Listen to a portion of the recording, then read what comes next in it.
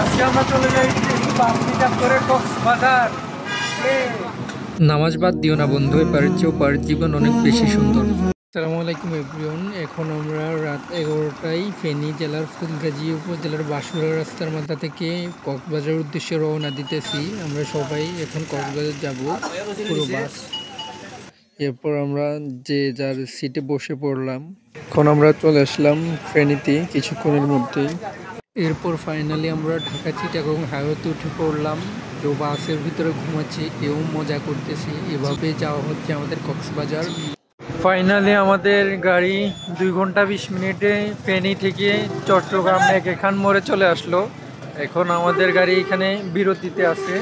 এরপর আমরা একটা রেস্টুরেন্টে আসলাম। এটা তো খাইতেই আছে খালি, এটার খানা বেশি, এটা একটু বেশি খায়। এখন আমরা খাওয়া দাওয়া শেষ করে এখন গাড়িতে উঠে পড়তেছি। এরপর আবারও বাস ছেড়ে দিল কক্সবাজারের উদ্দেশ্যে। এরপর মাঝপথে আবারও গাড়ি থামালো অনেকক্ষণ পর।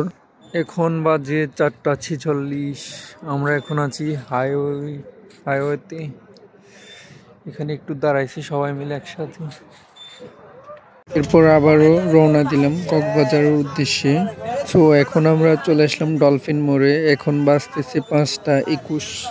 আলহামদুলিল্লাহ আমরা 5:35-এ এসে কক্সবাজার পৌঁছালাম। আমরা এখানে বাসের ভিতরে আধা ঘন্টার মতো ওয়েট করছিলাম অন্ধকার থাকাতে। এখন আলো হয়েছে একটু একটু, ওই জন্য সবাই একসাথে নামছি এখন। এরপর আমরা রুম ঠিক করে রুমে যাব আমাদের। এরপর রুম থেকে বিচে ঘুরতে যাব। সো এখন আমরা যেখানে আছি সেটা হচ্ছে বাস পার্কিং এর জায়গা। এখানে যারা ঘুরতে আসে বাস নিয়ে, তারা এখানে বাস রাখে, সবাই পার্কিং করে। সো ভিডিওটি এ পর্যন্তই। পরের ব্লগে দেখবেন সমুদ্র। সবাই ভালো থাকবেন, আল্লাহ হাফেজ।